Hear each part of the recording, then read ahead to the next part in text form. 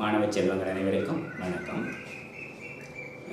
இந்த வருடம் 2020ஆம் ஆண்டு காப்போத்த உயர்தர பரீட்சைக்கு தோற்றவிருக்கின்ற மாணவர்களின் கற்றல் இடர்பாடுகளை குறைக்கும் வகையில், நிவர்த்தி செய்யும் வகையில் வடமாகாண கல்வி திணைக்களம் முன்வந்து அம்மாணவர்களுக்கான கற்றல் அடைவு மட்டத்தை மேம்படுத்துவதற்காக மேற்கொள்ளுகின்ற இந்த செயற்பாடு மிகவும் வரவேற்கத்தக்கது.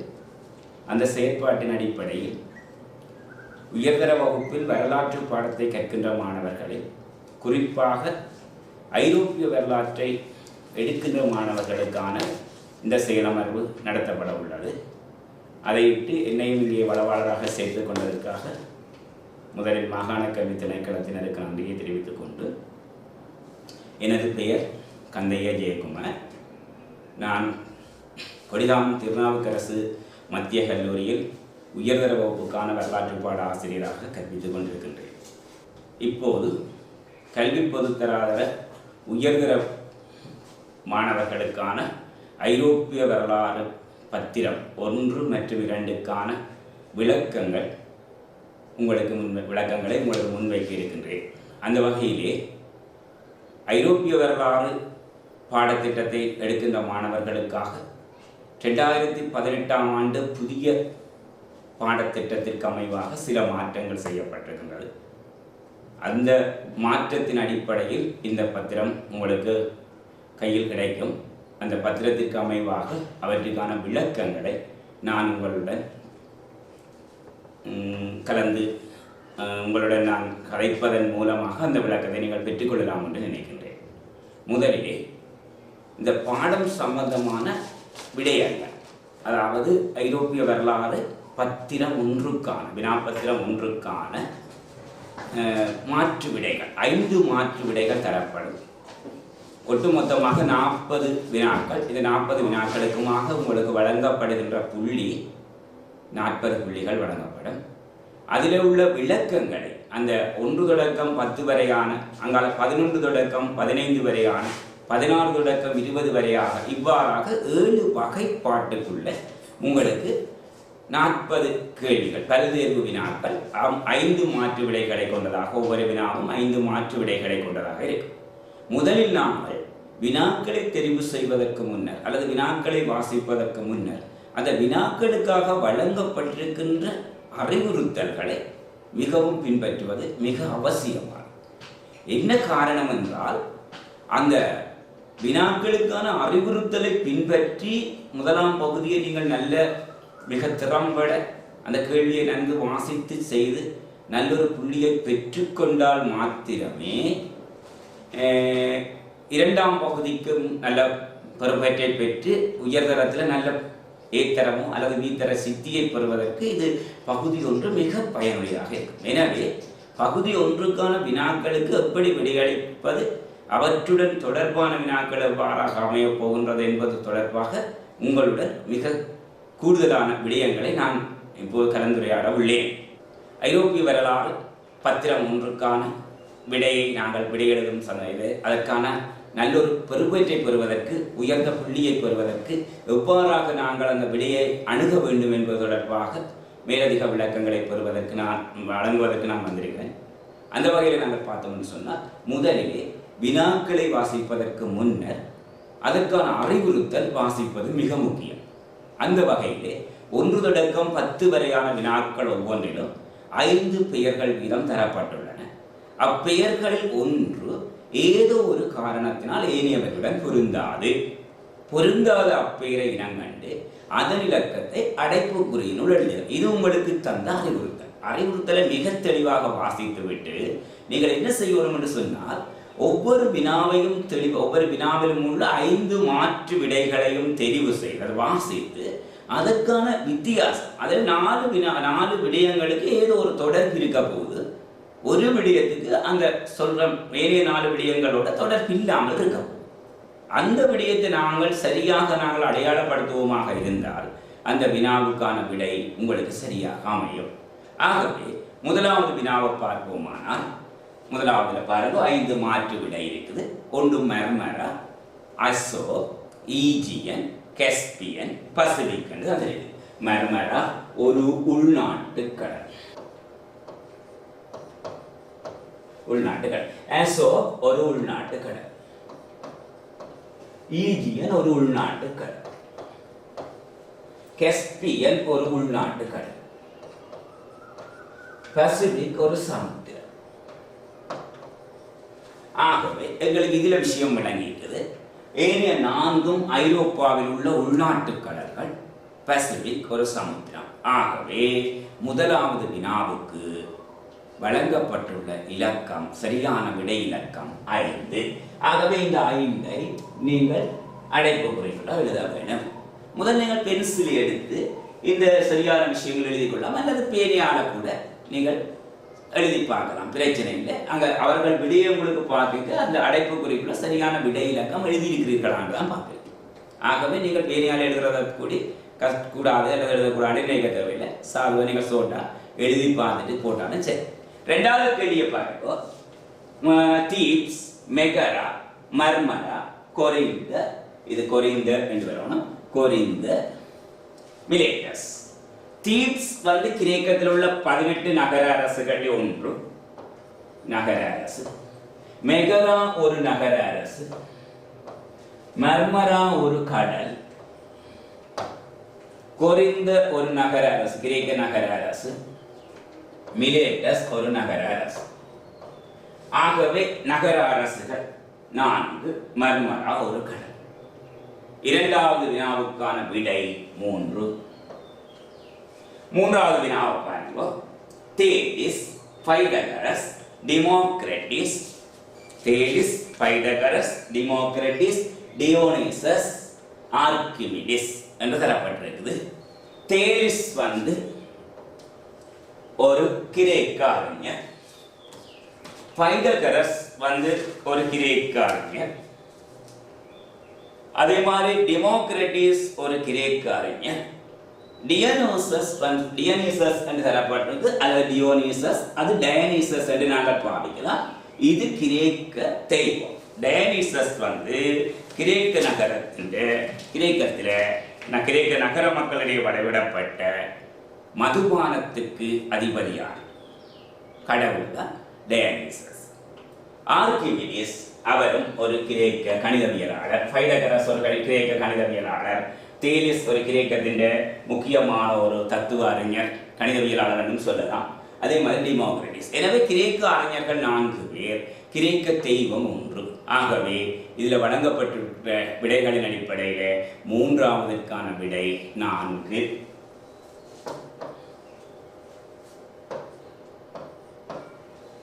4வது கேள்வியை பாருங்க. பாராளுமன்றம், பிரிவு கவுன்சில், ஸ்டேட் ஜெனரல், ட்ரைஸ்டாக், டூமா. பாராளுமன்றம், பிரிவு கவுன்சில், ஸ்டேட் ஜெனரல், ட்ரைஸ்டாக், டூமா. இது ஐரோப்பிய நாடுகளில் உள்ள பாராளுமன்றங்கள். ஒவ்வொரு நாடுகளிலும் பாராளுமன்றங்கள் அல்லது சட்டசபைகளுக்கு வழங்கப்படுகின்ற பெயர்கள். பிரித்தானியாவினுடைய சட்டசபை அல்லது பிரித்தானியாவினுடைய அரச நிர்வாக அமைப்பு வந்து பாராளுமன்றம், பிரித்தானியாவினுடைய அதாவது அரசாங்க சபை. அந்த பிரிவு கவுன்சில் என்பதுக்கு விளக்கம் சொல்ல போற, ஸ்டேட் ஜெனரல் என்றது பிரான்சினுடைய பாராளுமன்றம். ட்ரைஸ்டாக் அல்லது கிறிஸ்டாக் என்று சொல்றது ஜெர்மனியினுடைய பாராளுமன்றம். டூமா வந்து ரஷ்யாவினுடைய பாராளுமன்றம். ரைட். இந்த பிரிவு கவுன்சில் என்றது என்னன்னு சொன்னால், பிரித்தானியாவில் மையமாக கொண்டு செயல்படுகிற கோமரை கழகம், அதாவது செனட் என்று சொல்லிக் கொள்ளலாம். நீதித்துறை தொடர்பாக இலங்கை பிரித்தானிய ஆட்சிக்கு உட்பட்டிருந்த காலத்திலேயும் இலங்கை ஆளுநராலேயோ அல்லது இலங்கையின் உயர் நீதிமன்றத்தாலேயோ தீர்க்க முடியாத பிரச்சனைகள் பிரித்தானிய பிரிவு கவுன்சிலிடம் தான் ஒப்படைக்கப்படும். அதாவது பிரித்தானியாவினுடைய கோமரை கழகம் என்று சொல்லப்படுவதுதான் பிரிவு கவுன்சில்.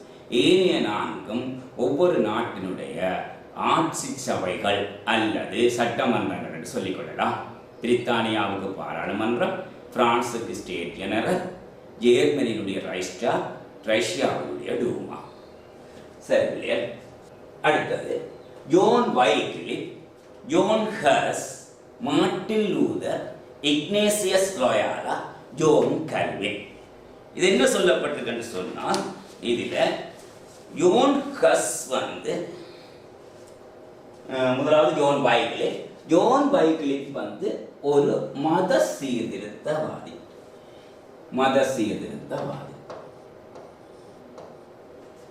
ஜோன் ஹஸ் ஒரு மத சீர்திருத்தவாதி. மார்ட்டின் லூதர் மத சீர்திருத்தவாதி. இக்னேசியஸ் லோயாலா எதிர் மத சீர்திருத்தவாதி. ஜோன் கல்வின் மத சீர்திருத்தவாதி. இதுல நாங்கள் பார்த்தோம் என்று சொன்னால், இங்கிலாந்து அதாவது ஐரோப்பாவில் கத்தோலிக்க சமயத்தில் காணப்பட்ட, அதாவது கிறிஸ்தவ சமயத்தில் காணப்பட்ட குறைபாடுகளை களையும் வகையில் உருவாக்கப்பட்டதுதான் மத சீர்திருத்த இயக்கம். இந்த மத சீர்திருத்த இயக்கம் ஆரம்ப காலங்களிலேயே கத்தோலிக்க சமயத்துக்கு எதிரான கொள்கைகள் வலுப்பெற்றாலும் 15ஆம் நூற்றாண்டுல அல்லது 16ஆம் நூற்றாண்டுல 15ஆம் நூற்றாண்டு பிற்பகுதியில் அது ஒரு உத்வேகத்தை பெற்று 16ஆம் நூற்றாண்டு அது மத சீர்திருத்த புரட்சியாக வந்தது. அந்த வகையில் நாங்கள் மார்ட்டின் லூதர் ஜெர்மனியை சேர்ந்தவர். ஜோன் கல்வின் பிரான்ஸை சேர்ந்தவர். ஜோன் கஸ் பொஹீமியாவை சேர்ந்தவர். ஜோன் வைக்லிஃப் இங்கிலாந்தை சேர்ந்தவர்.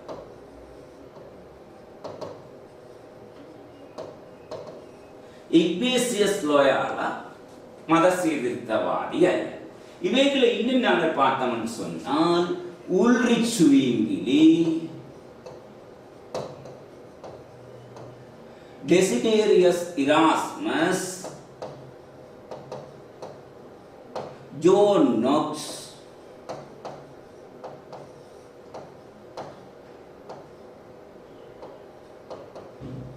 இங்கிலாந்து மன்னன் 8ஆம் ஹென்றி, இவர்கள் எல்லாம் மத சீர்திருத்தவாதிகள். மத சீர்திருத்தவாதிகள் நாங்கள் பார்த்தோம் என்றால், Martin Luther, John Calvin, Ulrich Zwingli, அதை விட Desiderius Erasmus, John Hus, John Wycliffe, அதை விட ஜோன் நாக்ஸ், இங்கிலாந்து மன்னன் 8ஆம் ஹென்றி. இதில் உல்ரிச் சுவிங்கிலி வந்து சுவிட்சர்லாந்து நாட்டை சேர்ந்தவர். இராஸ்மஸ் வந்து ஒல்லாந்து, இன்றைய நெதர்லாந்து அன்றைய ஒல்லாந்து நாட்டை சேர்ந்தவர். ஜோன் நாக்ஸும் ஒல்லாந்து நாட்டை சேர்ந்தவர். 8ஆம் ஹென்றி இங்கிலாந்து மன்னர். இவர்கள் மத சீர்திருத்தவாதி.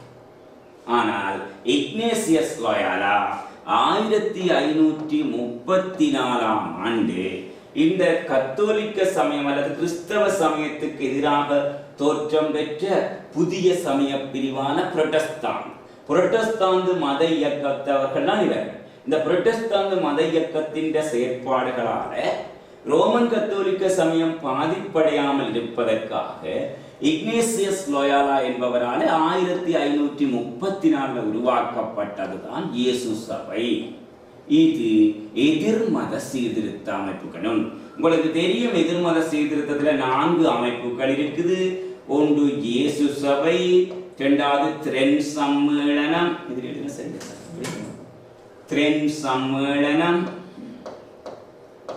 அடுத்தது இண்டெக்ஸ்,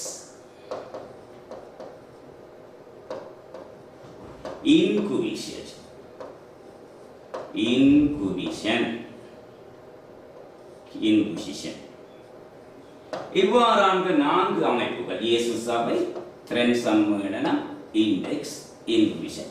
இந்த இயேசு சபை என்பது அன்பு, கருணை, இரக்கம் மற்றும் சமூக சேவைகள் போன்ற நடவடிக்கைகளை மேற்கொள்வதன் மூலம் கத்தோலிக்க சமயம் இழந்த அந்த மக்கள் மத்தியில் இழந்த அந்த நம்பிக்கையை மேலும் ஏற்படுத்துவதன் மூலம் அந்த மதத்தை மீண்டும் மக்கள் ஆதரிக்க, அதை தழுவிக் கொள்வதற்கும் உரிய வகையில் ஏற்படுத்தப்பட்ட சபை தான் இயேசு சபை. த்ரென் சம்மேளனம் என்பது கத்தோலிக்க சமயத்துக்கு எதிராக, கத்தோலிக்க திருச்சபையை பாதுகாப்பதற்காக, கத்தோலிக்க திருச்சபைக்கு எதிராக தோற்றம் வரும் சக்திகளை இனங்கண்டு கொள்வதற்காக த்ரெண்ட் என்ற இடத்தில் உருவாக்கப்பட்ட ஒரு சம்மேளனம்.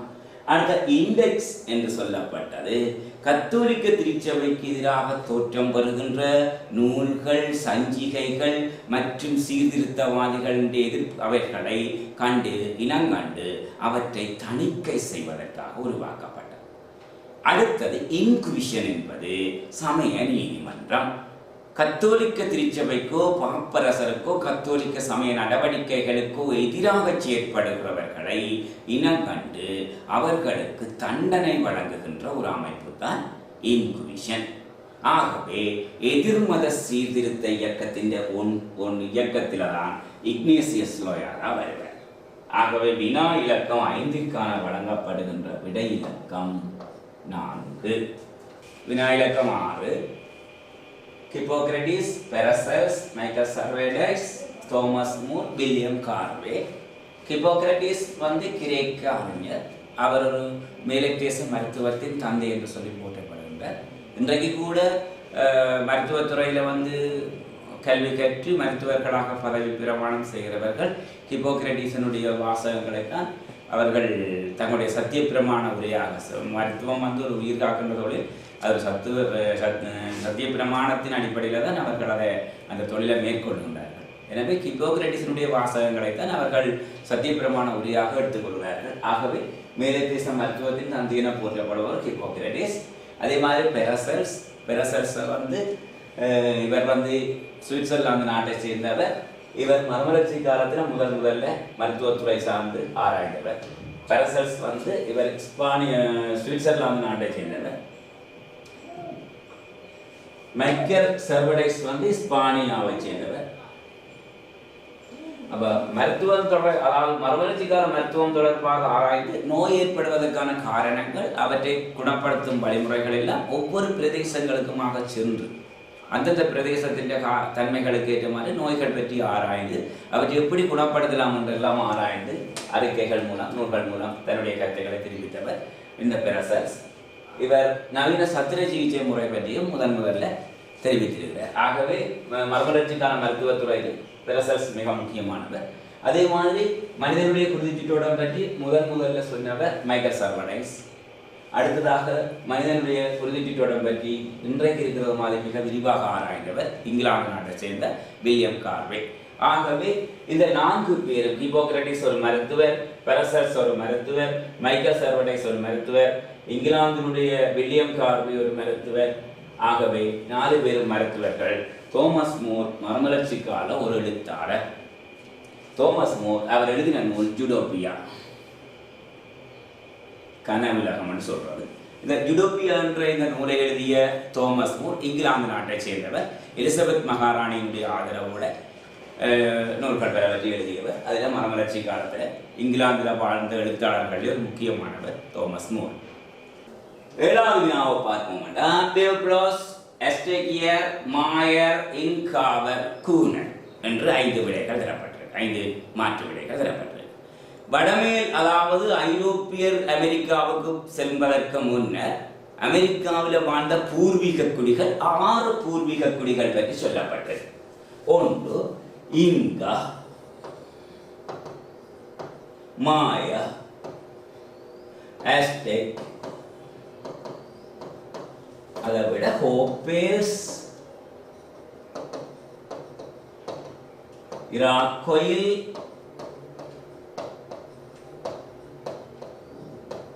அதை விட பியூப்ளோ.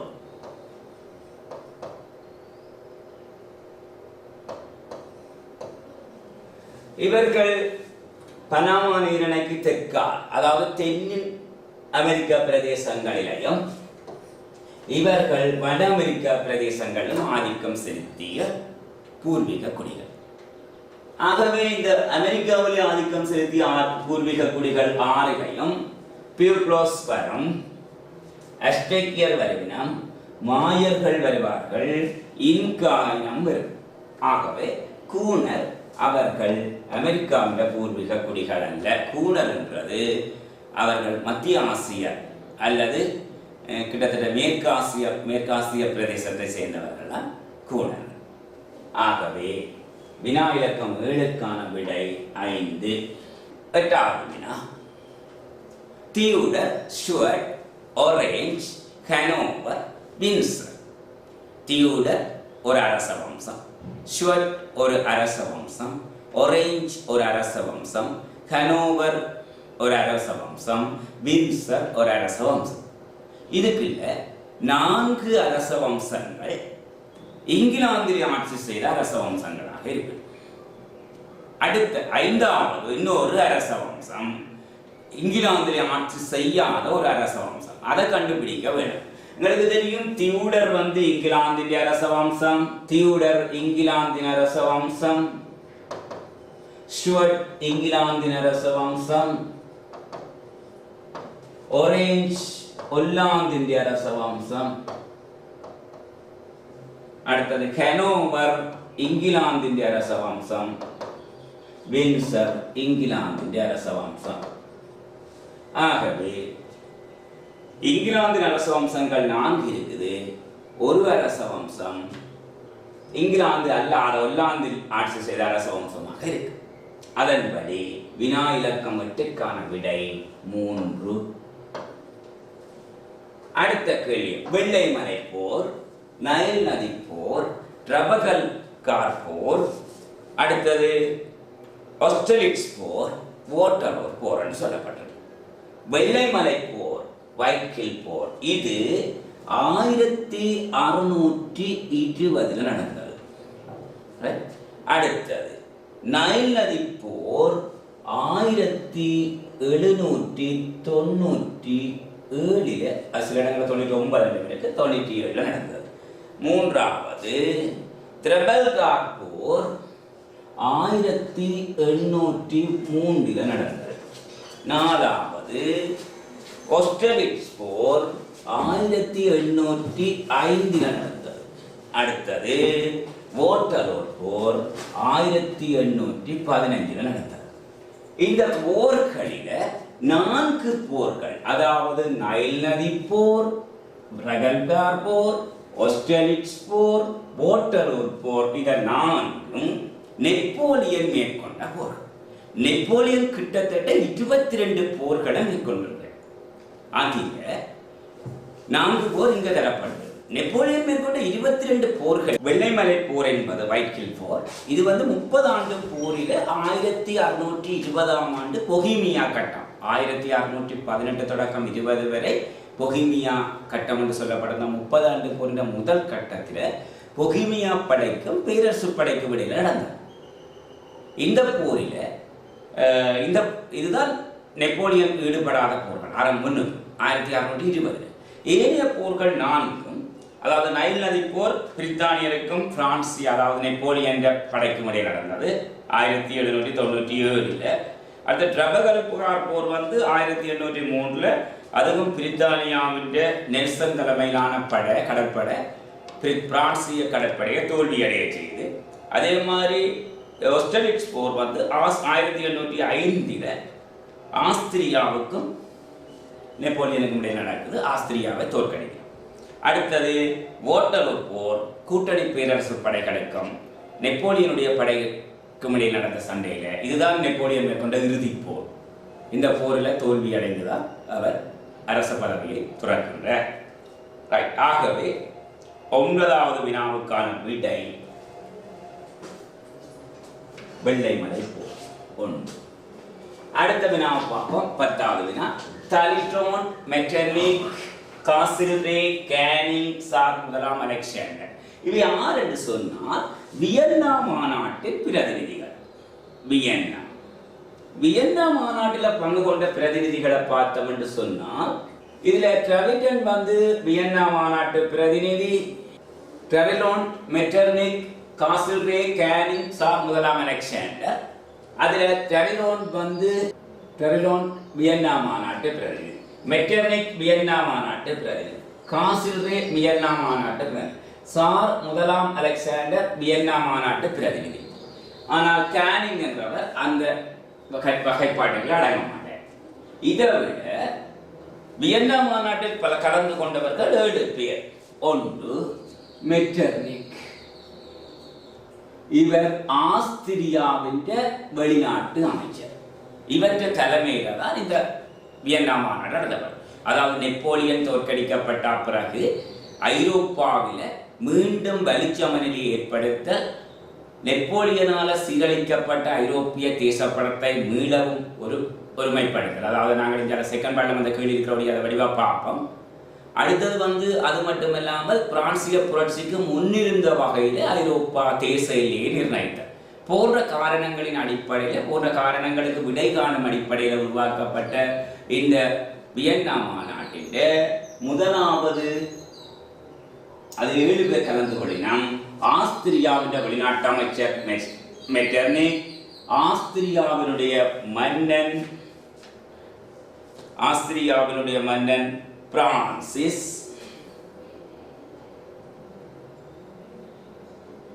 அதைவிட டலிகன் இங்கிலாந்தினுடைய வெளிநாட்டு அமைச்சர், அதே மாதிரி காசில்ரே இங்கிலாந்தினுடைய வெளிநாட்டு அமைச்சர். அடுத்த இது காசில்ரே. அதே மாதிரி டலிகன் பிரான்சினுடைய வெளிநாட்டு அமைச்சர். அதை விட நெவில் போர்டு என்று சொல்லப்பட்ட ரஷ்யாவினுடைய வெளிநாட்டு அமைச்சர் நெவில் போர்டு எனப்படுகிற ரஷ்ய வெளிநாட்டு அமைச்சர் மற்றும் ரஷ்யாவினுடைய மன்னர் சார் முதலாம் அலெக்சாண்டர். இதை விட ரஷ்ய மன்னன் மூன்றாம் ஃபிரெட்ரிக் வில்லியம்.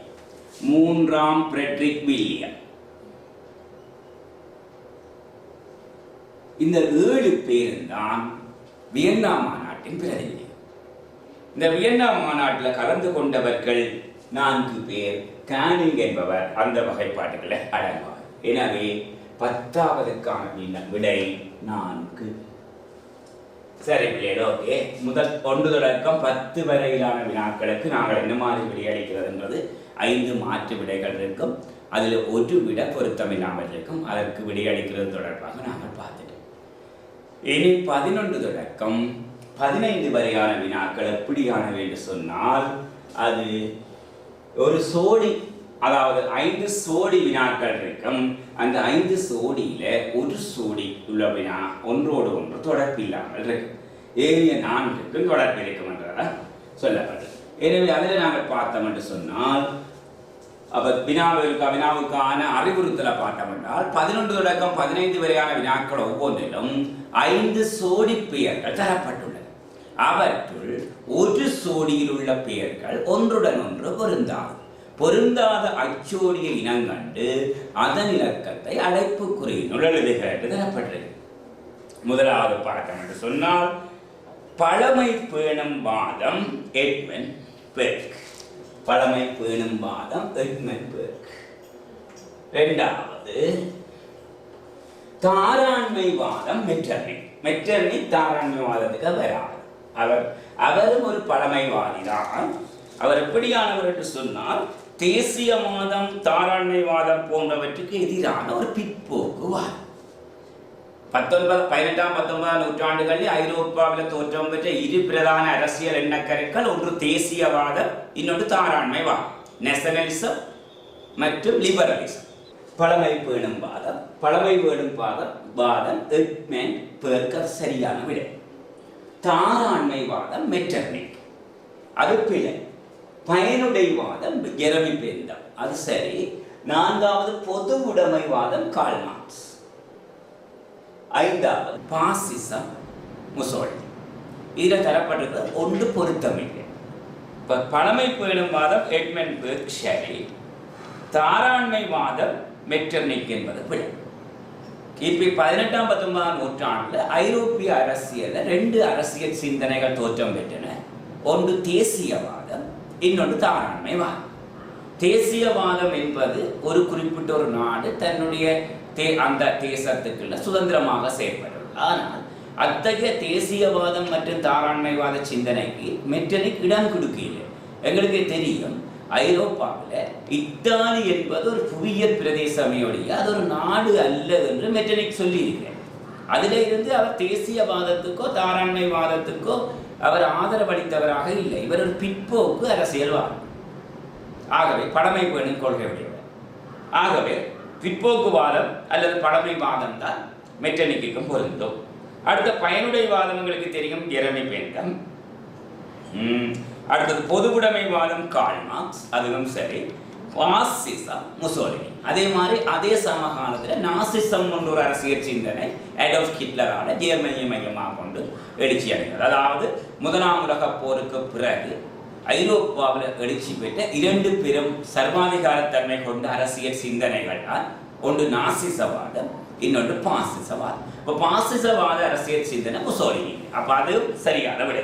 ஆகவே 11வது வினாவுக்கு சரியான விடை 2. 11க்கு 2. ஜெரமி பென்டம் இதுவும் சரி, பொதுவுடையவாத கார்ல் மார்க்ஸ் சரி, அடுத்தது முசோலினி, 2 எல்லாமே சரியான விடை. அடுத்தது பார்த்தோம் என்று சொன்னால் 12வது கேள்வி, அடுத்த செஃபர்ஸ மெடிசி எஸ்தே கொன்சார்கா.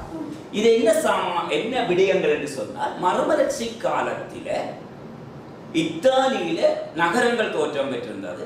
அதாவது மறுமலர்ச்சி தோற்றம் பெற்ற காலங்களில் இத்தாலியில் அந்த மறுமலர்ச்சியோட பங்களிக்க அல்லது மறுமலர்ச்சி இத்தாலியில வளர்ச்சி அடைகிறதுக்கு பங்களிக்க செல்வந்த வணிக குடும்பங்களும் அவர்கள் வாழ்ந்த பிரதேசங்களும் தான் இங்கே சொல்லப்பட்டது.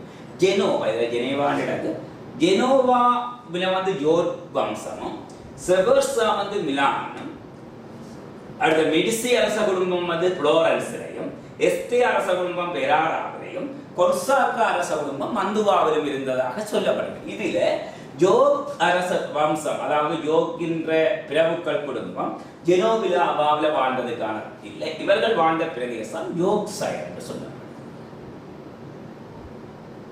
லங்காஸ்டர் குடும்பம் வாழ்ந்த பிரதேசம் லங்காஷயர், யோக் குடும்பம் வாழ்ந்த பிரதேசம் யோக்ஷயர். இந்த 2 பிரதேசங்கள் தான் அவர்களுக்கு இடையில தான் 1485ஆம் ஆண்டு ரோசாப்பு யுத்தம் நடந்தது. ரோசாப்பு யுத்தத்தில் யோக் குடும்பத்தை லங்காஸ்டர் குடும்பம் வென்றுதான் 7ஆம் ஹென்றி ஸ்டுவர்ட் என்று சொல்லப்பட்ட புதிய அரச வம்சத்தை தாவிக்கும்.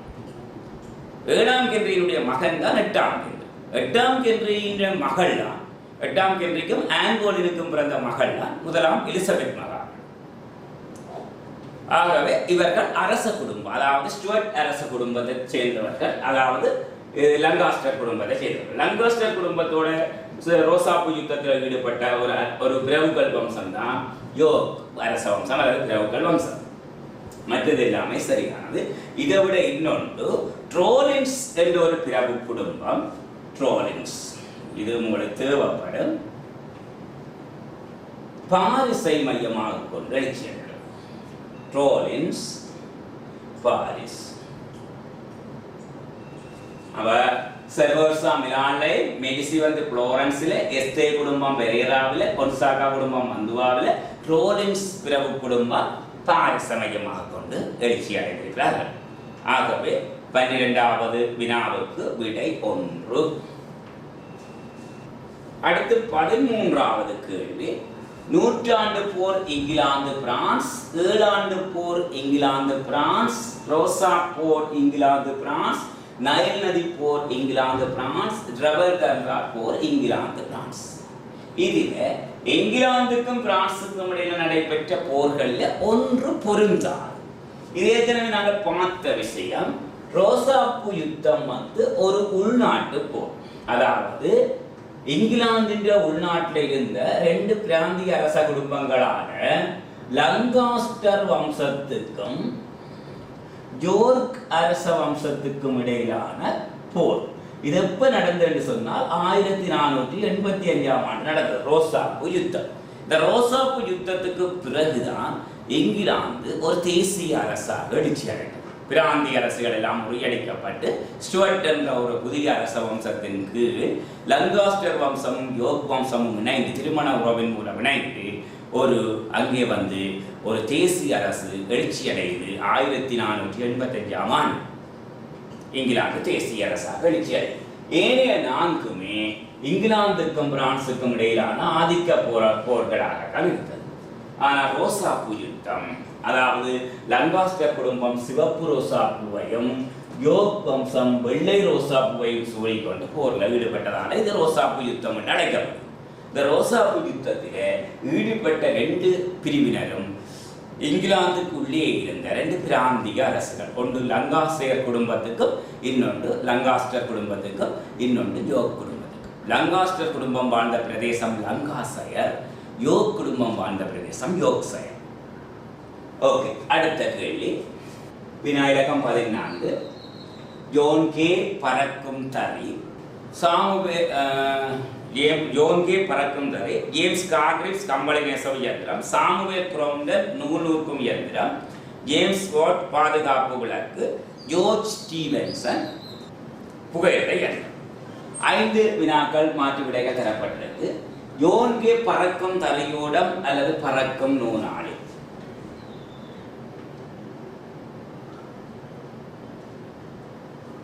இது 1733ஆம் ஆண்டு கண்டுபிடிக்கப்பட்டது. அடுத்தது ஜேம்ஸ் கார்கிரிப்ஸ் கம்பளி நெசவு இயந்திரம். இதுதான் ஜெனி இயந்திரம் என்று சொல்றோம். இது கண்டுபிடிக்கப்பட்டது 1769. அடுத்தது 64. அடுத்தது சாமுவேல் கொண்ட நூல் நூற்கும் இயந்திரம். இது தான் சொல்றது நூல் நூற்கும் மியோல் இயந்திரம். இது 1779ஆம் ஆண்டு. ஜேம்ஸ் வாட் பாதுகாப்பு விளக்கு, அது பிழை. தோமஸ் நியூகோமன் கண்டுபிடித்த நீராவி இயந்திரத்தை விருத்தி செய்து மேம்படுத்தப்பட்ட நீராவி இயந்திரம் கண்டுபிடிச்சதுதான் ஜேம்ஸ் வாட். பாதுகாப்பு விளக்கு 1812ஆம் ஆண்டு கேம்பிரி டேவி, நிலக்கரி சுரங்கங்கள்ல வெளிச்சத்தை வழங்குவதற்காக கேம்பிரி டேவி என்பவர் பாதுகாப்பு விளக்கை கண்டுபிடித்தார். அடுத்த ஜோர்ஜ் ஸ்டீவன்சன் 1814ஆம் ஆண்டு புகையிலை இயந்திரத்தை கண்டுபிடித்தார். போக்குவரத்து துறையில மிக முக்கியமான ஒரு புரட்சி. எனவே இப்ப கைத்தொழில் புரட்சியோட தொடர்புடைய சில கண்டுபிடிப்புகளையும் அந்த கண்டுபிடிப்புகளை மேற்கொண்டோரையும் தான் இந்த இதுல தரப்பட்டிருக்கு. அதில் கைத்தொழில் புரட்சியினுடைய கண்டுபிடிப்பாளர்களில் ஒருவர் அந்த பாதுகாப்பு விளக்குக்கும் ஜேம்ஸ் வாட்டுக்கும் தொடர்பில்லை. ஆகவே வினாயிலக்கம் 14க்கு விடை 4. இது சம்பந்தமான இன்னும் கொஞ்சம் விஷயங்கள் உங்களுக்கு நான் கதை கேட்கிறேன். ஒன்று நீர் சட்டம் அல்லது வலுவினால் இயங்கும் நூல் நூற்கும் இயந்திரம். அது ரிச்சர்ட் ஆர்க்ரைட் என்பவரால் கண்டுபிடிக்கப்பட்டது. இது ரிச்சர்ட் ஆர்க்ரைட் வலுவினால் இயங்கும் நூல் நூற்கும் இயந்திரம் அல்லது நீர் சக்கரம் அல்லது வலுவினால் இயங்கும் நூல் நூற்கும் இயந்திரத்தை கண்டுபிடிப்பார். இது ரிச்சர்ட் ஆர்க்ரைட் கண்டுபிடிச்சது. அது அடுத்ததாக இது ஒரு மிக முக்கியமான ஒரு வலுவினால் இயங்கும் நூல் நூற்கும் இயந்திரம். இது 1769ஆம் ஆண்டு கண்டுபிடிக்கப்பட்டது. 64ஆம் ஆண்டு ஜெனி இயந்திரம், 69ஆம் ஆண்டு வலுவினால் இயங்கும் நூல் நூற்கும் இயந்திரம், 79ஆம் ஆண்டு சாமுவேல் குரோம்டனால நூல் நூற்கும் மியோல் இயந்திரம். இதெல்லாம் நெசவு கைத்தொழில் விருத்தி தொடர்பான முக்கியமான கண்டுபிடிப்புகள். அடுத்தது புகையிலை இயந்திரம் போக்குவரத்து துறை தொடர்பாக ஸ்கொட்லாந்தை சேர்ந்த ஜோர்ஜ் ஸ்டீவன்சன் கண்டுபிடிக்கிறார். அடுத்து நாங்கள் ஜேம்ஸ் வாட் பாதுகாப்பு விளக்குன்றது. அடுத்தது கடைக்காரர்களின் தேசம் இங்கிலாந்து, ஒரு புவியியல் வர்ணிப்பு மட்டுமே இத்தாலி, ஐரோப்பாவின் நோயாளி துருக்கி, இருண்ட கண்டம் ஆப்பிரிக்கா, சூரியன் அஸ்தமிக்காத சாம்ராஜ்யம் பிரான்ஸ். இதில் கடைக்காரர்களின் தேசம் இங்கிலாந்து சரி.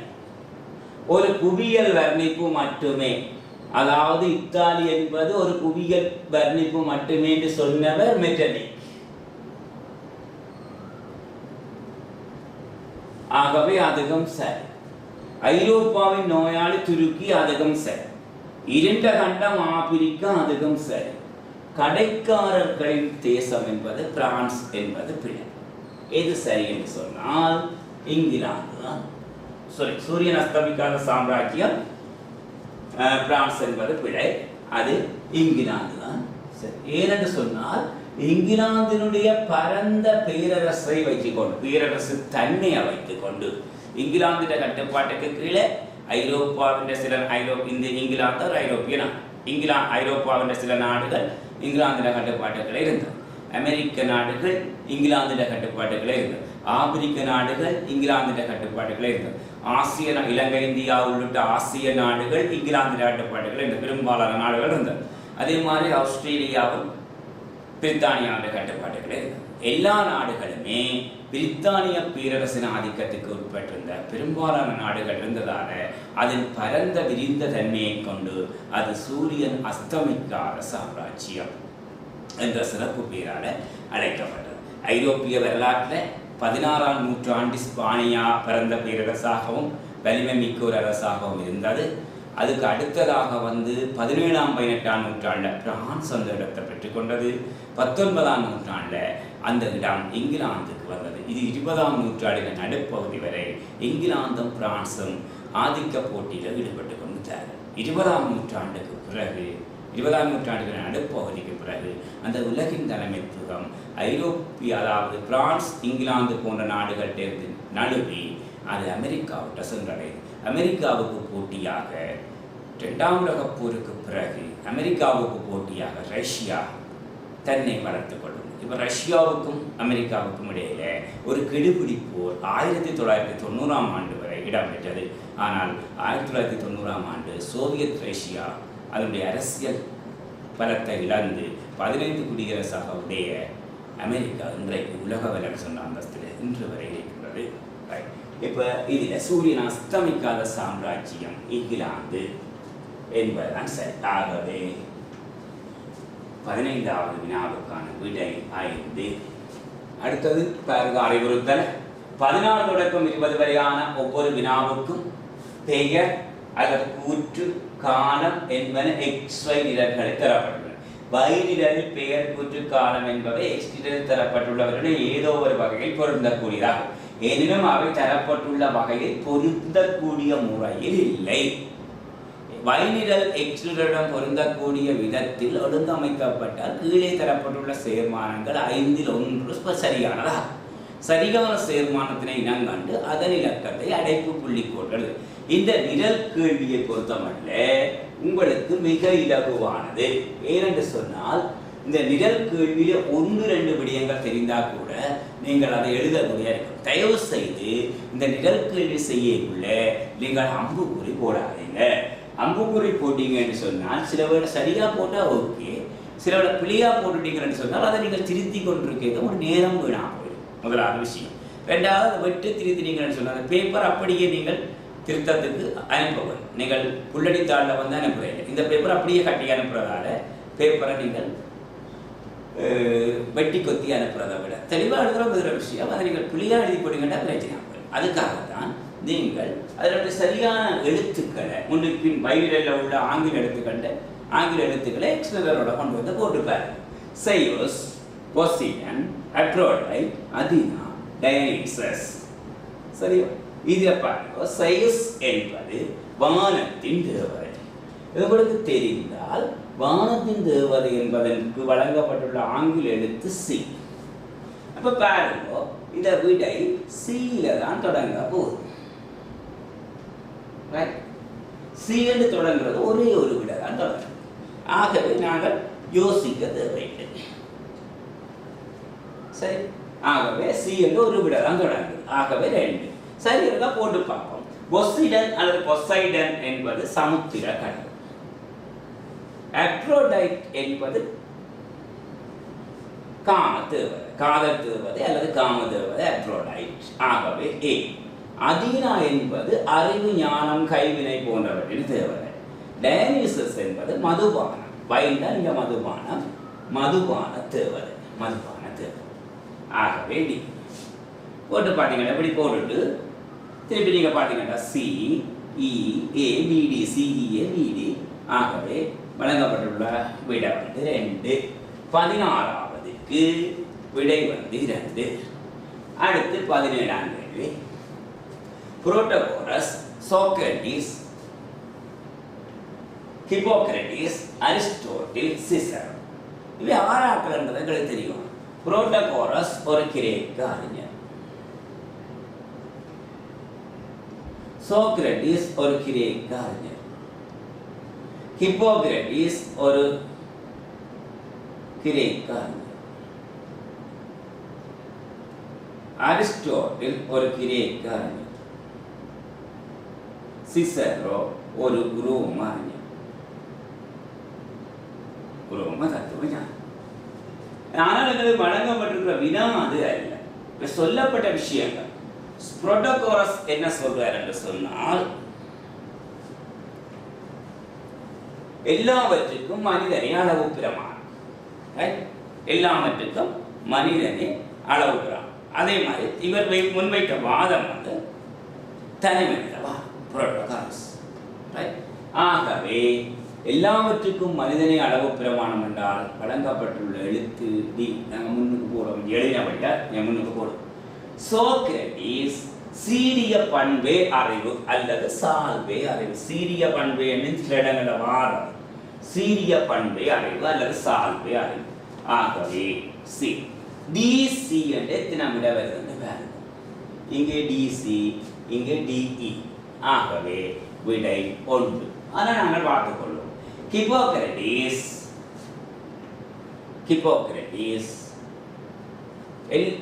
ஒவ்வொரு நோய்க்கும் இயற்கையான காரணம் உண்டு. இவர் நோய்கள் பேய்களால் ஏற்படுவதில்லை என்று சொல்றார். நோய்கள் வந்து பேய்களால் ஏற்படுவதில்லை, அது ஒரு இயற்கை காரணத்தால் தான் நோய்கள் ஏற்படுது. ஒரு வருத்தம் ஏற்படுறதுனா அது ஒரு காரணம் இருக்கும்ன்றவர் ஹிப்போக்ரட்டிஸ், அதாவது மருத்துவத்தின் தந்தை, மேலை தேச மருத்துவவியலின் தந்தை என்றெல்லாம் போற்றப்படுபவர் ஹிப்போக்ரட்டிஸ். இவர் கிரேக்க தேசத்தை சேர்ந்தவர். இதை நீங்க பார்த்தீங்கன்னா சரி. அடுத்தது அரிஸ்டோட்டில். இவர் மனிதன் ஒரு சமுதாய விலங்கு என்று சொன்னார். இவர் ஒரு அரசியல் விஞ்ஞானம், அரசியல் விஞ்ஞானி, அரசியல் சார்ந்த ஒரு தத்துவ ஞானி. இவர் பொலிட்டிக்ஸ் என்று சொல்லப்பட்ட ஒரு நூல் எழுதினவர். அதை விட வரலாற்று நூலாகிய டி முண்டோ என்ற நூலையும் எழுதியவர் அரிஸ்டோட்டில்.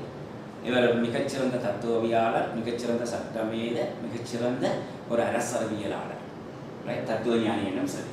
சிசரோ சொல்வார், இயற்கையோடு உடன்படும் சரியான நியாயமே உண்மையான சட்டம் என்று சொல்றார். அதாவது ஒருவன் தான் பெற்ற அறிவினை மனித இனத்தின் மேன்மைக்கு பயன்படுத்த வேண்டும் என்றும் சொல்லுகின்றார். ஆகவே வினா இலக்கம் 17க்கான விடை 1. 18வது மெசாக்கியோ, பொட்டிசெல்வி, லியோனார்டோ டாவின்சி, மைக்கேலாஞ்சலோ, ரிட்டியன். இதுல மெசாக்கியோ ஒவ்வொருவர்கள் வந்து மறுமலர்ச்சிக்கால ஓவியர்கள். எல்லாரும் ஓவியர்கள் தான். ஓவியர் மறைவர், சிற்பம், ஓவியம் எல்லாமே செய்கிறோம். நாங்கள் இந்த ஓவியங்களை தான் பார்க்கிறோம். அடுத்தது ரிட்டியனும் ஒரு ஓவியம். எல்லாருமே மறுமலர்ச்சி காலம் தான். இவர்கள் வரைந்த ஓவியங்கள் இங்கே தரப்பட்டது. மெசாக்கியோ வந்து ஆதாமும் மேவாளும் நந்தவனத்திலிருந்து வெளியேற்றப்படும். பொட்டிசெல்வி வந்து வீனஸின் பிறப்பு. லியோனார்டோ டாவின்சி வந்து இறுதிரா போசனம். மைக்கேலாஞ்சலோ வந்து இறுதி தீர்ப்பு, லாஸ்ட் ஜட்ஜ்மெண்ட், இறுதி தீர்ப்பு. அடுத்த ரிட்டியன் வந்து பேரரசர் 5ஆம் சார்ல்ஸ் சக்கரவர்த்தி. 5ஆம் சார்ல்ஸ் பற்றி அவர் சார்ல்ஸினுடைய படத்தை வரைந்தவர் ரிட்டியன். ஆகவே பி. இப்படி நீங்களுக்கு தெரியாட்டிக்கு கூட தெரிந்ததை போட்டு பார்க்கலாம். உதாரணமாக இந்த மூன்றும் உங்களுக்கு தெரியும். லியோனார்டோ டாவின்சி இறுதிரா போசனம், மைக்கேலாஞ்சலோ இறுதி தீர்ப்பு, ரிட்டியன். அப்ப பாருங்க, 3வது 4வதாக ஏசி என்று வரும். இங்கே ஏபி வந்திருக்குது, இங்கே இஏ வந்திருக்குது, இங்கே ஏசி வந்திருக்குது, இங்கே ஏசி வந்திருக்குது, இங்கே ஏசி வந்திருக்கு. அப்ப இந்த 3 விடைக்குள்ள இப்ப 1வது விடையும் வராது, 2வது விடையும் வராது. இங்கே 3 விடைக்குள்ள இனி மிச்சத்தை போட்டு பார்ப்போம். மெசாக்கியோ எங்களுக்கு ஆதாமும் மேவாளும் நந்தவனத்திலிருந்து வெளியேற்றப்பட்ட அந்த ஓவியம் அவர்தான் வரைந்தவர் நீங்க கண்டுபிடிச்சிட்டீங்கன்னு சொன்னால் டியில தொடங்கி 3வதாக ஏயும் 4வதாக சியும் வரும். டியில தொடங்கி மூன்றாவதாக ஏயும் நாலாவதாக சியும் வரும். அப்படியெல்லாம் நீங்கள் யோசிச்சு பார்க்கலாம். ஆனால் இதுக்கு நீங்கள் என்ன செய்யணும் என்று சொன்னால் அம்புக்குறிகளை போட்டுக்கொண்டு மினக்கடையும் உங்களோட நேரத்தையும் மினக்கெடுக்கும், உங்களோட சிந்தனை திறனையும் மாற்றிக்கொண்டுரும். சிலவோட பிள்ளையா ஒரு கேள்வியை குறிச்சிட்டீங்கன்னு சொன்னால் அது இது வெட்டி செய்து கொண்டிருக்க உங்களோட மைண்ட் மாறி குழப்பமானது. ஆகவே முன்னுக்கோ அல்லது பின்னுக்கோ எக்ஸ்னிடல்ல வைநிடலுக்குரிய ஆங்கில எழுத்தல் போட்டிங்கன்னு சொன்னால் மிக இலவாக இருக்கும் உங்களுக்கு வெளியேற்கிறது. ஆகவே இதில் எங்களுக்கு 18வது வினாவுக்கு 3. அடுத்து 19வது ரைன் கூட்டமைப்பு, ஜேர்மன் கூட்டமைப்பு, வட ஜேர்மன் கூட்டமைப்பு, ஜேர்மனிய பேரரசு, வைமார் குடியரசு. சரி, ரைன் கூட்டமைப்பை உருவாக்கியவர் நெப்போலியன். ஜேர்மன் கூட்டமைப்பை உருவாக்கியவர் அதுல தேவையில்லை, அங்கே விட இருக்கிறபடியா. ரைன் கூட்டமைப்பை உருவாக்கியவர் நெப்போலியன். ஆகவே நெப்போலியனுக்கு வழங்கப்பட்டுள்ள எழுத்து இ. ஜேர்மன் கூட்டமைப்பை உருவாக்கியவர் மெட்டர்னிக். இது எப்பன்னு சொன்னால் 1815ஆம் ஆண்டு வியன்னா மாநாட்டின்படி ஜேர்மன் கூட்டமைப்பு என்று சொல்லப்பட்டால் ஜேர்மனிய பிரதேசங்கள் சில ஒன்றிணைக்கப்பட்டு ஜேர்மன் கூட்டமைப்பு என்ற அமைப்பு உருவாக்கப்பட்டது.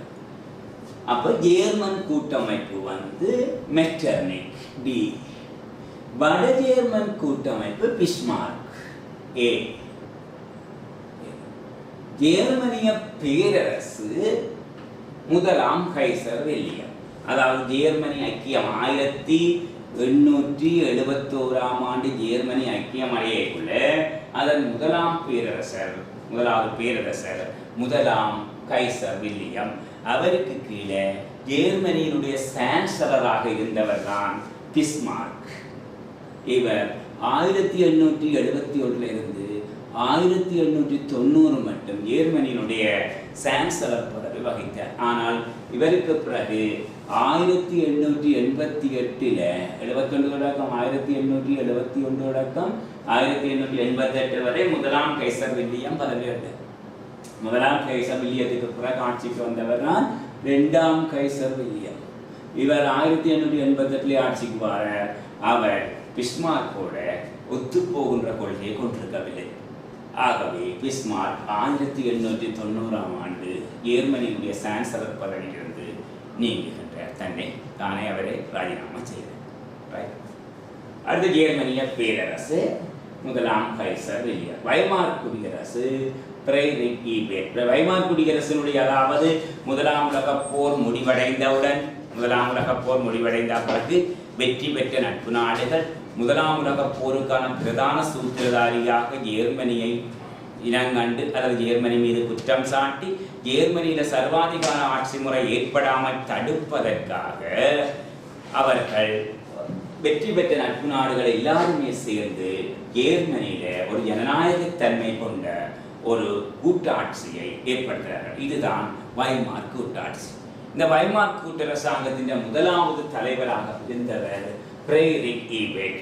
ஃப்ரெட்ரிக் ஈபெர்ட் பதவி விலக 1932 ஆட்சிக்கு வர ஹிண்டன்பர்க் என்ற காலத்தில் தான் ஹிட்லர் எழுச்சியடைகிறார். ஹிண்டன்பர்க் தலைவர் அல்லது ஜனாதிபதியாக இருக்க ஹிட்லர் நாசி கட்சியை வைத்து உருவாக்கி 1934ஆம் ஆண்டு ஹிண்டன்பர்க்ஸாக அவர் முழுமையாக ஜேர்மனியினுடைய சர்வாதிகார ஆட்சியை ஏற்படுத்துவதற்கு முனைகின்றார்.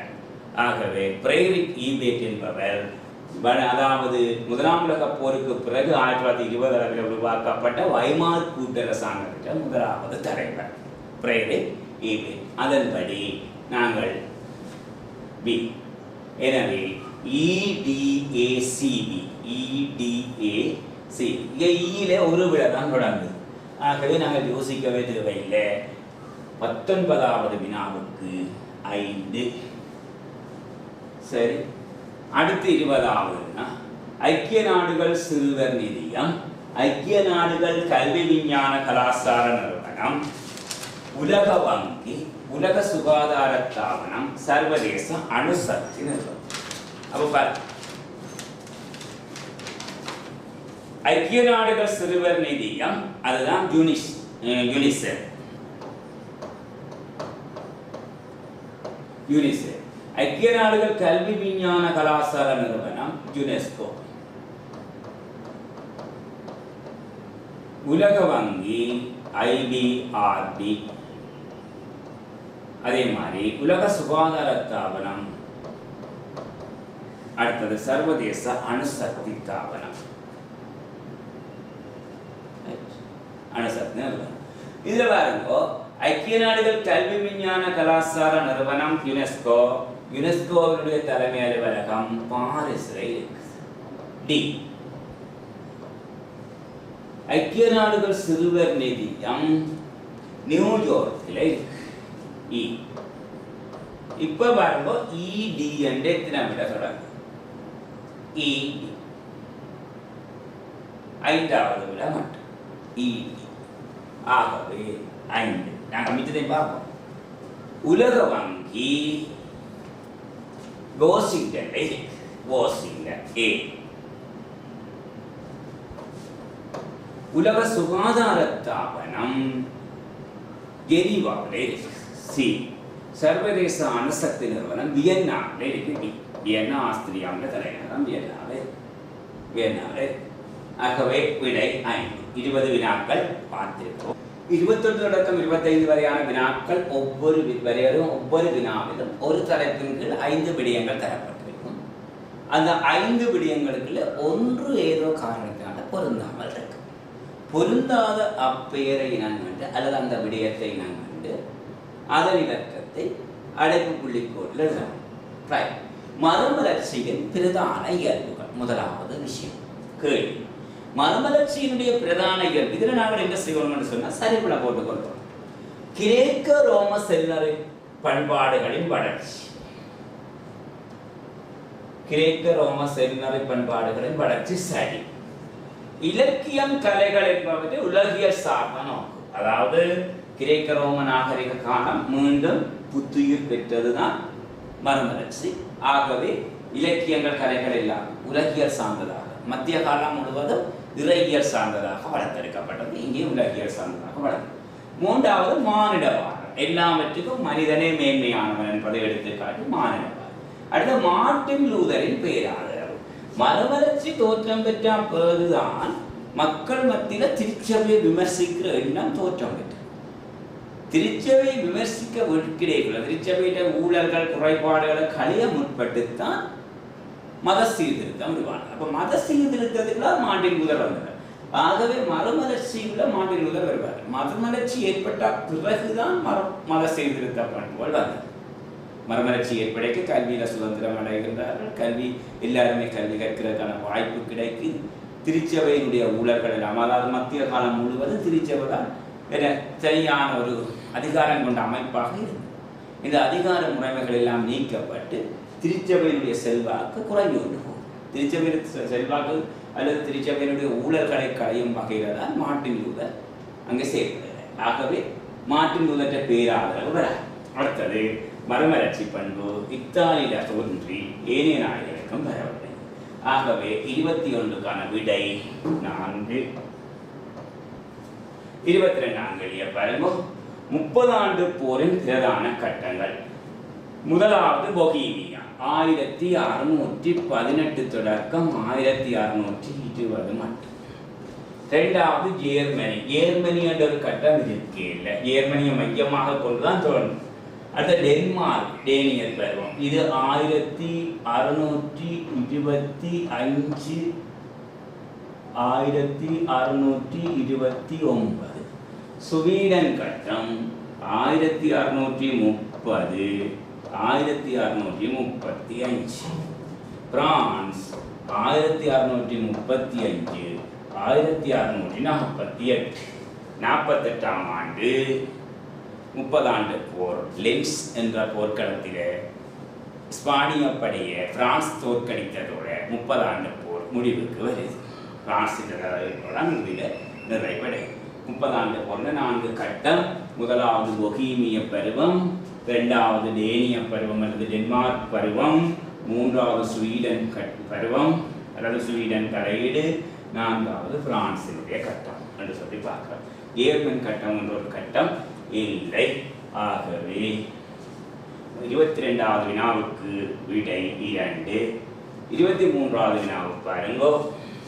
அமெரிக்க புரட்சியோடு தொடர்புடைய பிரதான நிகழ்ச்சிகள் போஸ்டன் தேயிலிருந்து கண்டத்து மாநாடுகள், பெஸ்டில் தாக்கப்பட்டமை, சுதந்திர பிரகடனம், பாரிஸ் உடன்படிக்கை. போஸ்டன் தேயிலிருந்து 1773, கண்டத்து மாநாடு 1774, பெஸ்டில் தாக்கப்பட்டமை வராது, சுதந்திர பிரகடனம் 1786, பாரிஸ் உடன்படிக்கை 1786. 23வது வினா. சரி, ஆகவே 23 விடை 3. 24 வியன்னா மாநாட்டில் பங்கு கொண்ட முதலான தலைவர்கள் ஆஸ்திரியாவின் மெட்டர்னிக், சரி, ரஷ்யாவின் கிண்டன்பர்க் விலர், பிரித்தானியாவின் காசில்வி, ரஷ்யாவின் முதலாம் சார் அலெக்சாண்டர், சார்டீனியாவின் கபூர். ரஷ்யா சார்பாக வியன்னா மாநாட்டில் கலந்து கொண்டவர் 3ஆம் ஃபிரெட்ரிக் வில்லியம்.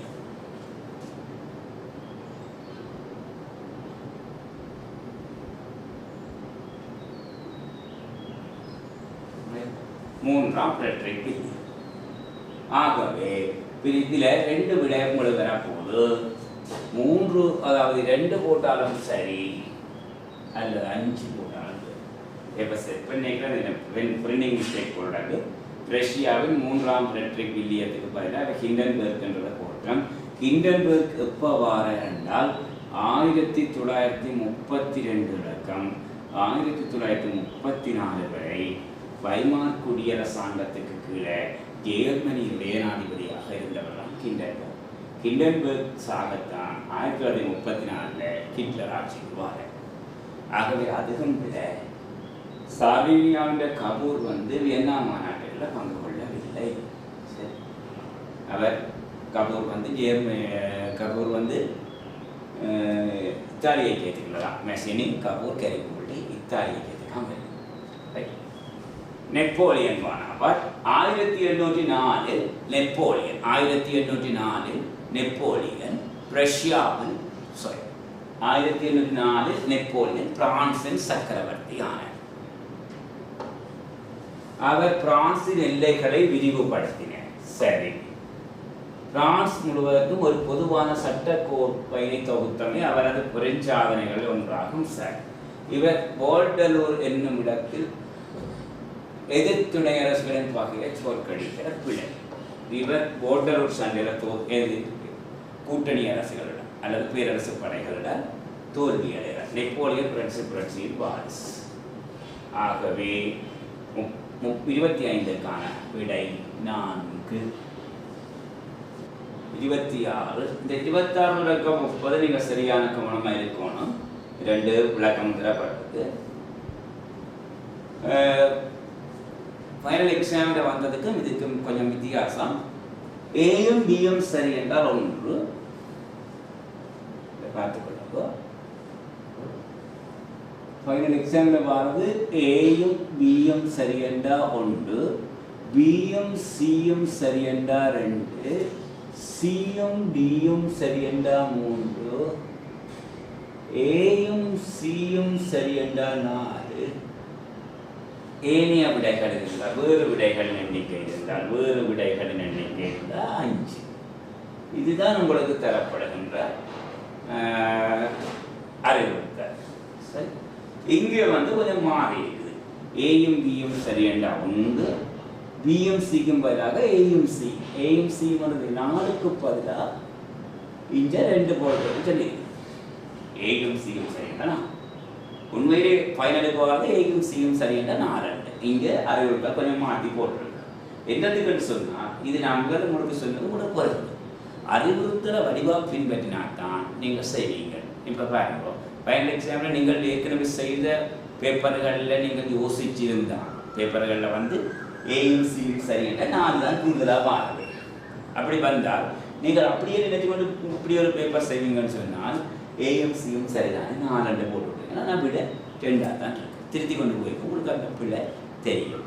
ரைட், இதை நீங்கள் மிக கவனமாக பார்த்து கொள்ள வேண்டும். இதை பாருங்க, எதிர்மத சீர்திருத்தம் தொடர்பாக பின்வரும் கூற்றுக்களில் எது அல்லது எவை சரியானது? 26ஆம் கேள்வி. எதிர்மத சீர்திருத்தம் தொடர்பாக எது சரியானவையா? முதலாவது, ரோமன் கத்தோலிக்க திருச்சபைக்கு எதிரான இயக்கமாக எதிர்மத சீர்திருத்த இயக்கம் தோற்றம். ரோமன் கத்தோலிக்க திருச்சபைக்கு எதிரான சீர்திருத்தமாக தோற்றம் பெற்று சொல்லியிருக்கிறேன். உண்மையில எதிர்மத சீர்திருத்தம் ரோமன் கத்தோலிக்க திருச்சபை சார்பான ஒரு அமைப்பு. எதிர்மத சீர்திருத்தத்துக்குள்ள 4 அமைப்புகள் இருக்கு. நான் ஏற்கனவே சொன்னேன். ஒன்று இயேசு சபை, 2வது த்ரெண்ட் சம்மேளனம், 3வது இண்டெக்ஸ், 4வது இன்குவிஷன்.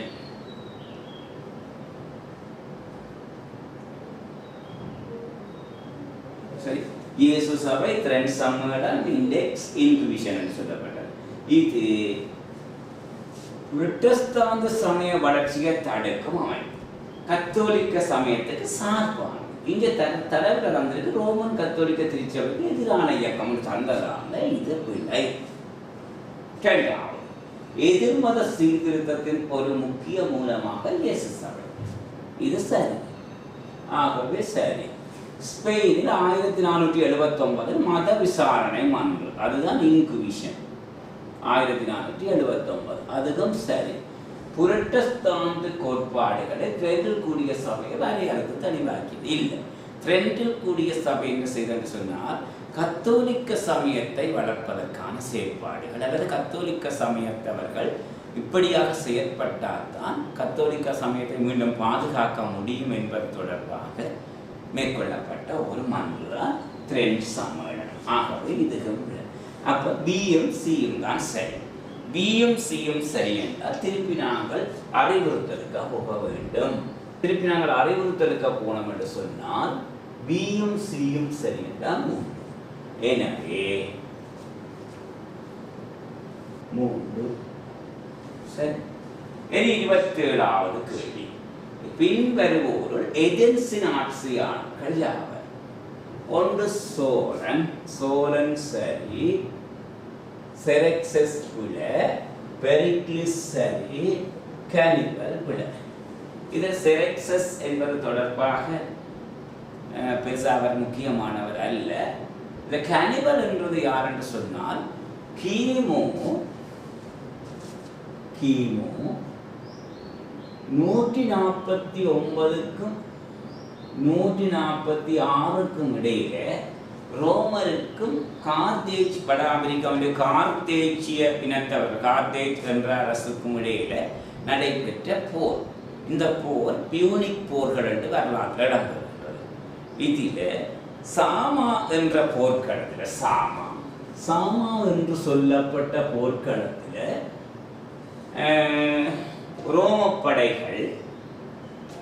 ரோமப்படைகள் கார்த்தேஜியரை தோற்கடித்ததன் மூலம் வடாபிரிக்கா முழுவதும் வடாபிரிக்க பிரதேசங்கள் கார்த்தேஜி அரசுக்கு சொந்தமான பிரதேசங்கள் ரோம பேரரசுக்குள்ள உள்வாங்கப்படுது. எப்படி சொன்னால் கிமு 2ஆம் நூற்றாண்டு 146. இந்த நிலைமையில கார்த்தேஜ் என்று சொல்லப்பட்ட படைக்கு கார்த்தேஜ் படைக்கு தலைமை தாங்கியவர் தான் கேனிபல். ஆகவே ஆகவே கிளைஸ்தீனிஸ், பெரிக்லஸ், சோழன் இந்த 3 பேரும் மிக முக்கியமான கிரேக்க ஆரம்பகால ஆட்சியாளர்கள். இதில் எதென்சின் ஆட்சியாளர் சோழன், பெரிக்லிஸ், கிளைஸ்தீனிஸ் இந்த 3 பேரும் முக்கியமானவர்கள். இதில் சோழனும் பெரிக்லிஸும் தரப்பட்டிருக்கு. ஆகவே ஏயும் சியும் சரி. ஏயும் சியும் சரி என்றால் திருப்பி நாங்கள் போக வேணும். ஏயும் சியும் சரி என்றால் 2. இந்த விஷயத்தை நீங்கள் மறந்து கொள்ளக்கூடாது. சரியான விடையை நீங்கள் தெரிவு செய்து சரிவுல போட்டுட்டு திருப்பி போய் அறிவுறுத்தல வடிவாக பார்த்து தான் நீங்கள் விடை எழுத வேண்டும். ஆகவே ஏயும் சியும் சரி என்றால் 2. ஓகே, 28வது கேள்விக்கு போவோம். பின்வருவன ஒன்று பிந்திய மத்திய காலத்தில் வாழ்ந்த இத்தாலிய எழுத்தாளர்கள். பிந்திய மத்திய காலம் இதற்கு தாந்தே சரி, பெட்ராக் சரி, பொக்காசியோ சரி, பொட்டிசெல்வி அவர் ஓவியர். ஆகவே மூன்றும் சரி. அப்ப 2க்கு மேற்பட்ட விடைகள் சரி என்றால் 28க்கு 5. அடுத்தது 29வது கேள்வி. பின்வருவனவற்று புராதன கால ரோமரிடையே நிலவிய பிரபலமான அரசியல் முறைகள். இதில் 3 வகையான ஆட்சி முறை இருந்தது. ஒன்று மன்னர் ஆட்சி, 2வது மக்கள் ஆட்சி, 3வது பேரரசு ஆட்சி இருந்தது. அதாவது ரோமில் இருந்த ஆட்சி முறைகள் 3. ஒன்று மன்னராட்சி, 2வது மக்களாட்சி அல்லது குடிமக்களாட்சி, 3வது பேரரசு ஆட்சி. மன்னராட்சி கிமு 753 இருந்து 509 வரை. மக்களாட்சி கிமு 509 இருந்து 27 வரை.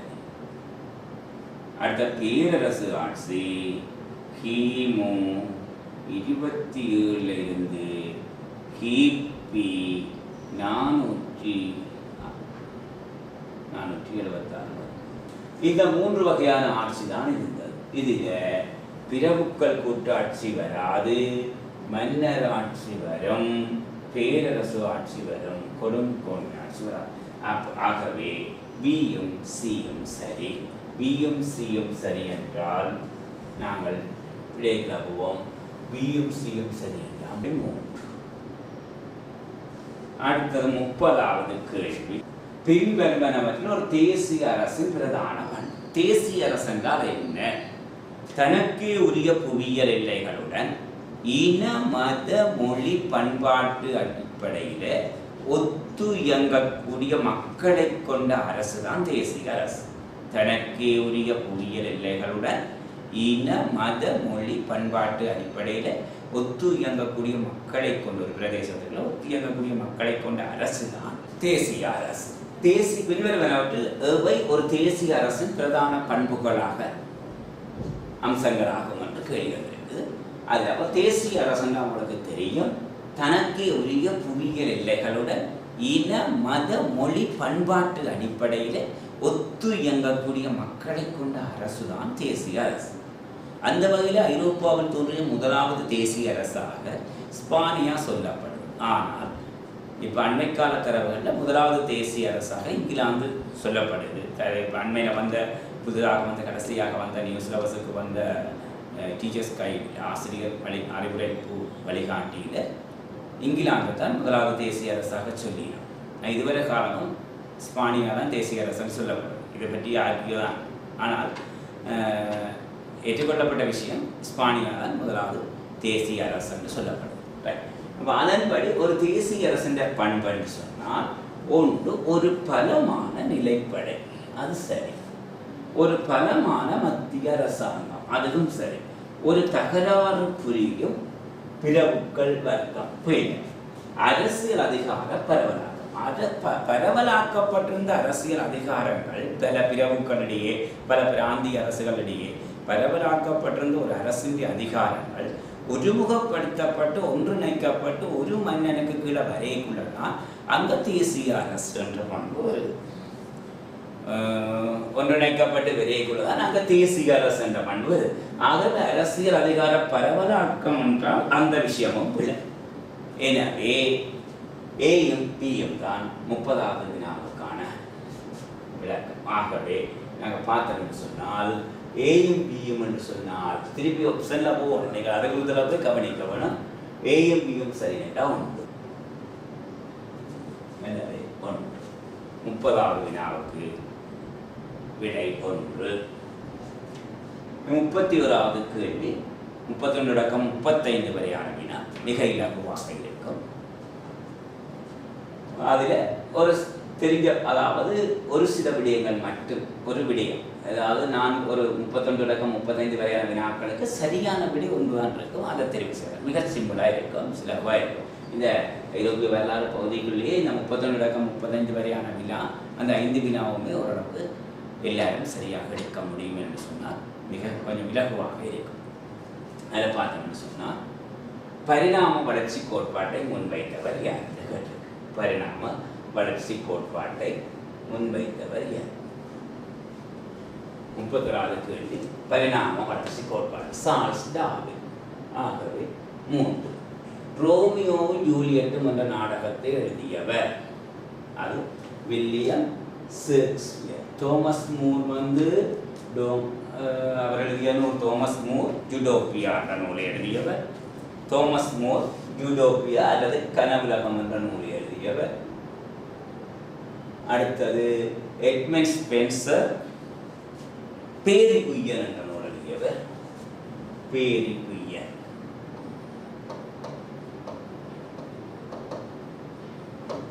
அடுத்த தோமஸ் மூர் யூடோப்பியா. அடுத்தது Christopher Marlowe Faustus. Doctor Faustus. Doctor Faustus. Doctor Faustus என்ற நூலை எழுதியவர். ஆகவே ரோமியோவும் ஜூலியட்டும் பென் ஜோன்சன் முக்கியமானவர் அல்ல. ரோமியோவும் ஜூலியட்டும் என்ற நூலை, அந்த நாடக நூலை எழுதியவர் இங்கிலாந்தின் பிரசித்தி பெற்ற நாடகவியலாளர் வில்லியம் ஷேக்ஸ்பியர். ஆகவே 32க்கான விடை 4. 33. பாப்பரசரின் பாரம்பரிய தலைமையகம் அமைந்துள்ள இடம். பாப்பரசரின் பாரம்பரிய தலைமையகம் அமைந்துள்ள இடம் இத்தாலி, ரோம். பாப்பரசரின் பாரம்பரிய தலைமையகம் இத்தாலியின் ரோம் நகரம். சிறப்பாக சொல்ல போனால் ரோமில் உள்ள வத்திக்கான் தான் பாப்பரசருடைய வத்திக்கான் தான் பாப்பரசருடைய உத்தியோகபூர்வ அரண்மனை இல்லம் உள்ள வத்திக்கான். ஆகவே 33க்கு விடை 2. 34வது கேள்விக்கு போவோம். 15ஆம்-16ஆம் நூற்றாண்டுகளில் தேசிய அரசு உருவாகிய நாடு ஜெர்மனி. ஜெர்மனி 1871 தான் ஐக்கியமடைந்த தேசிய அரசாக. இத்தாலி 1871 தான் ஐக்கியமடைந்த தேசிய அரசாக இருந்தது. கிரேக்கம் ரோம் ஆரம்பகால தேசிய அரசு. கிரேக்கம் ரோமும் ஆரம்பகால தேசிய அரசு. ஆகவே சரியான விடை பிரான்ஸ். 15ஆம்-16ஆம் நூற்றாண்டுகளிலே ஐரோப்பாவில் தோன்றிய தேசிய அரசுகள் 5 தேசிய அரசுகள் இருக்குது. 1 இஸ்பானியா, 2வது இங்கிலாந்து, 3வது பிரான்ஸ், 4வது போர்த்துக்கல்,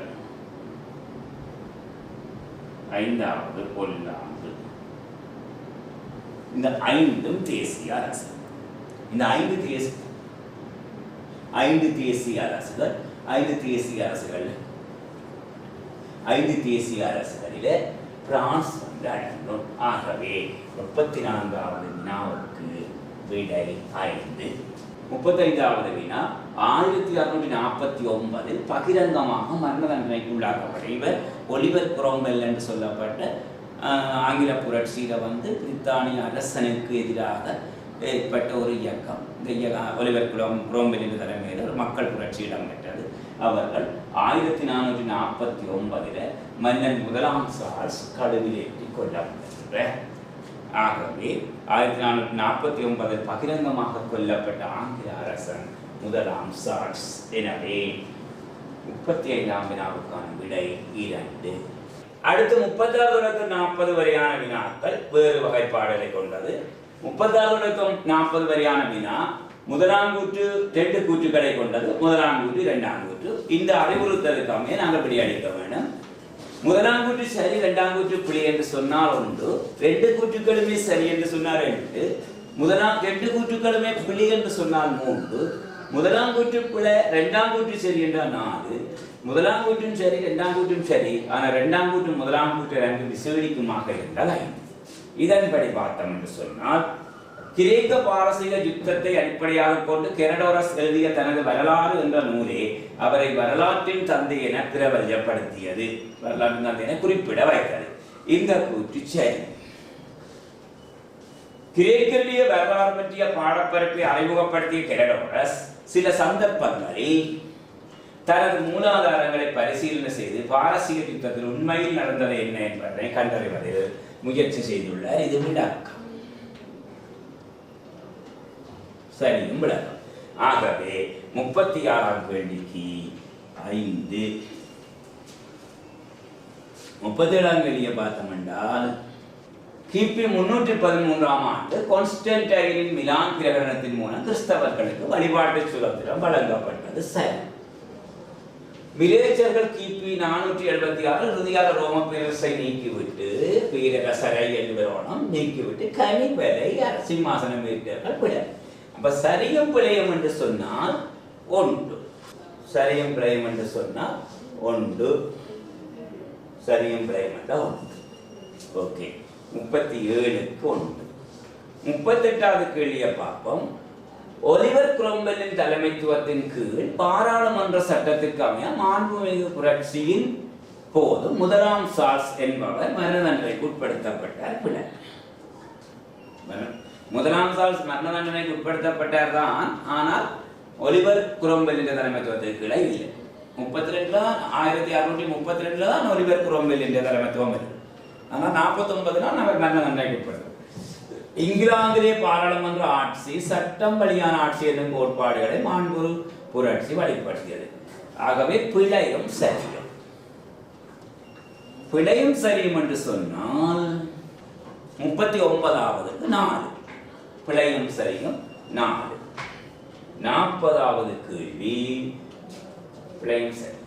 39க்கு 4.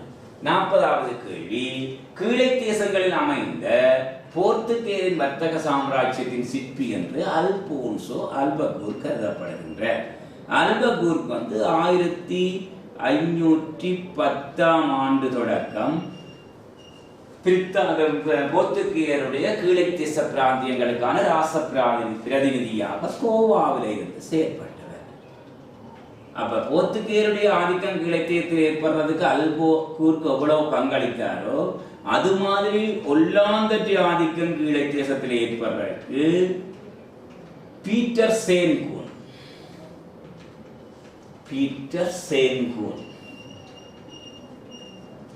சேன்கூன் என்ற ஒல்லாந்த கீழே தேச ஆளுநருடைய பணி முக்கியமானது.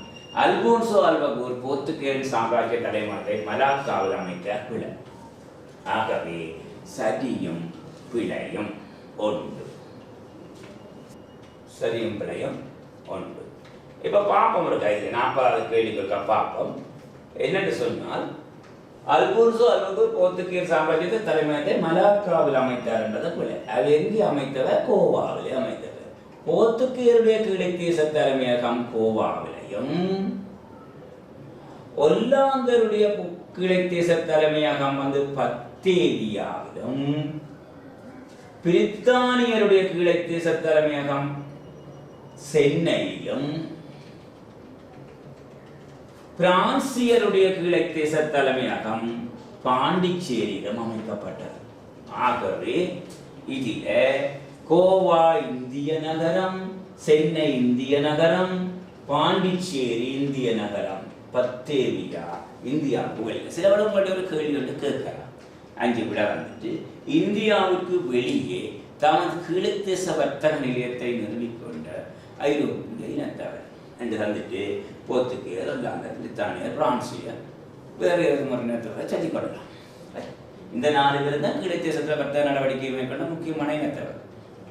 அதன்படி இந்தியாவுக்கு வெளியில ஜாவாத் தீவில பத்தேவியான்ற ஒல்லாந்தருடைய கிழை தேச வர்த்தக மத்திய நிலையமாக்கப்பட்டது.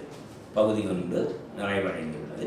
நீங்கள் வடிவாய்ந்த பகுதியை கற்பதன் மூலம் உங்களுக்கு பரீட்சைக்கு இலகுவாக நீங்கள் உங்களை தயார்படுத்திக் கொள்ளக்கூடியதாக